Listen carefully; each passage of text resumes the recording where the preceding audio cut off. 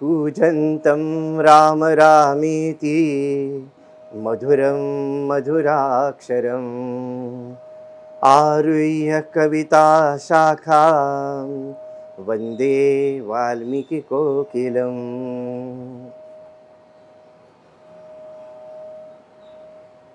शौनकादी ऋषी नारदांना म्हणाले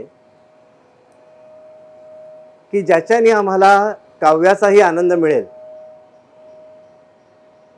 आध्यात्मिक आमची जी लालसा आहे, जी इच्छा आहे, तीही पूर्ण होईल, परमेश्वराच्या नामाचंही चिंतन होईल, असा एखादा कथा किंवा अशी एखादी गोष्ट, असा एखादा ग्रंथ तुम्ही आम्हाला सांगा। तेव्हा नारद मुनी म्हणाले की पृथ्वी तलावर एक श्रेष्ठ ऋषी आहेत वाल्मिकी, त्यांनी विष्णूच्या अवताराचं समग्र वर्णन करणारं असे एक महाकाव्य लिहिलेलं आहे। ते महाकाव्य म्हणजे रामायण, ते मी तुम्हाला सांगतो। तेव्हा ऋषीने परत विचारलं की याचं पहिल्यांदा श्रवण कोणी केलं आणि हे प्रचलित कसं झालं? तर म्हणाले की क्रौंच पक्ष्यांच्या वियोगामुळे वाल्मिकी अतिशय दुःखी होते। एका झाडावर एक क्रौंच नर आणि मादी एकमेकांशी प्रेमामध्ये मशगूल होते आणि त्याच वेळेला वाल्मिकी गंगेमध्ये स्नान करून येत असताना एका व्याधानी त्याच्यातल्या त्या नराला बाण मारला आणि तो नर खाली पडला क्रौंच पक्ष्यांमधला। तेव्हा ती मादी विलाप करायला लागली। तेव्हा वाल्मिकींचं हृदय अतिशय कळवळलं। घरी आले तरी सुद्धा ते दृश्य काही त्यांच्या डोळ्यासमोर दृष्टीआड होईना। उदास बसलेले असताना मनाचं असमाधान दूर करण्यासाठी ते देवाची प्रार्थना करायला लागले की हे नारायणा, माझ्या मनाला हे जे दृश्य सलतंय ते घालवण्यासाठी, ते माझं दुःख कमी करण्यासाठी काहीतरी उपाय सांग। कित्येक दिवस गेले तरी सुद्धा त्यांचं ते दुःख काही कमी होईना। तेव्हा परमेश्वराला त्यांची दया आली आणि त्यांनी नारदांना तिकडे पाठवलं।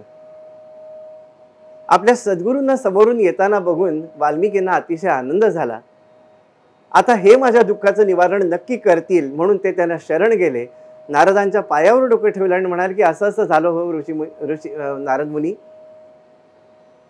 त्या क्रौंच जोड्याचा जो वियोग झालेला होता ते दुःख अजून काही माझं नष्ट होत नाही आणि ते दुःख नष्ट होण्याचा काहीतरी उपाय सांगा।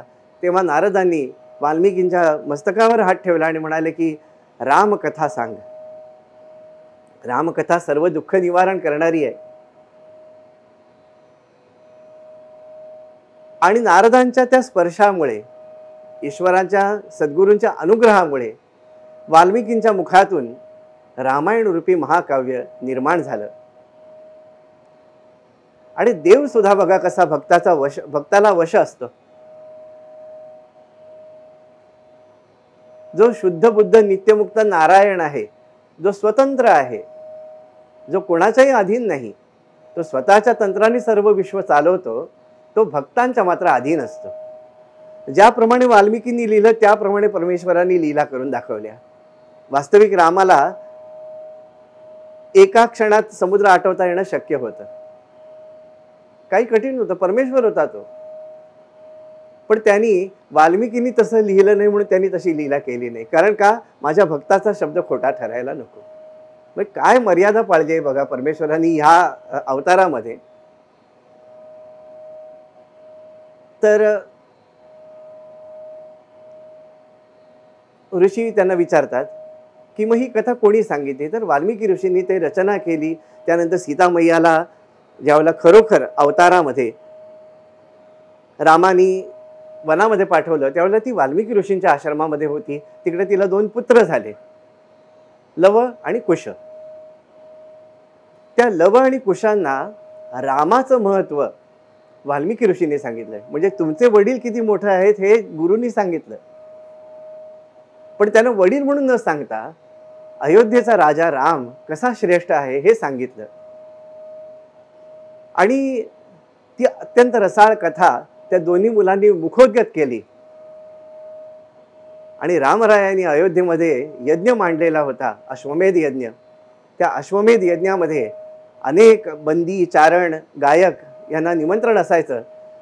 तर वाल्मिकी ऋषींनी आपल्या 2 शिष्यांना म्हणजे लव आणि कुशांना सांगितलं की तुम्ही जा आणि तिकडे रामायण कथा करा. ते दोघेही जण बालक खांद्यावर वीणा घेऊन भगवी वस्त्र नेसलेले ते कुमार बालक रामासमोर गेले आणि रामाचंच गुणगान करायला लागले. थोडंसं विषयांतर करून सांगतो की मराठीतले म्हणजे महाराष्ट्रातले आधुनिक वाल्मिकी ज्यांना म्हटलं जातं ते गदी माडगुळकर हे काही विशेष रामभक्त असे होते असा काही उल्लेख वाचलेला नाही. पण एकदा ते त्यांच्या घराच्या वरच्या खोलीमध्ये बसलेले होते आणि संध्याकाळची वेळ होती, आकाशाकडे बघत होते आणि त्यांना अत्यंत असं तेज त्यांच्याकडे येताना दिसलं. आणि ते म्हणाले की त्याच्यानंतरची अवस्था मला सांगता येत नाही, अवर्णनीय अवस्था होती. आणि रामप्रेम हृदयामध्ये दाटून आलं आणि त्या क्षणी तोंडातून शब्द बाहेर पडले, स्वये श्री राम प्रभू ऐकती कुशल व रामायण गाती. श्रीराम श्रीराम श्रीराम श्रीराम श्रीराम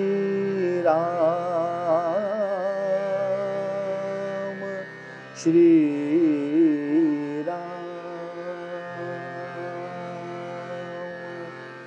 स्वये श्री राम प्रभु ऐकती, स्वये श्री राम प्रभु ऐकती, कुशलव रामायण गाती, कुशलव रामायण गाती.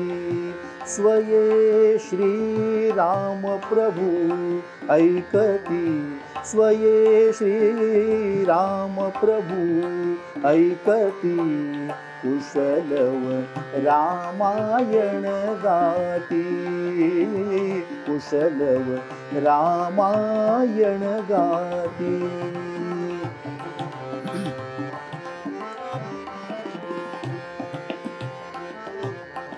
कुमार दोघे एक वयाचे, सजीव पुतळे रघुरायाचे. कुमार दोघे एक वयाचे, सजीव पुतळे रघुरायाचे. पुत्र सांगती चरित पित्याचे, पुत्र सांगती चरित पित्याचे.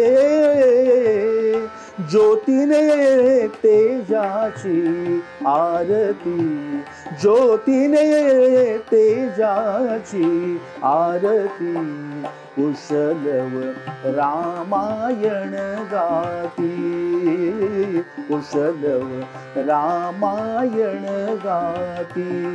स्वये श्री राम प्रभु ऐकती, स्वये श्री राम प्रभु ऐकती, कुशलव रामायण गाती, कुशलव रामायण गाती.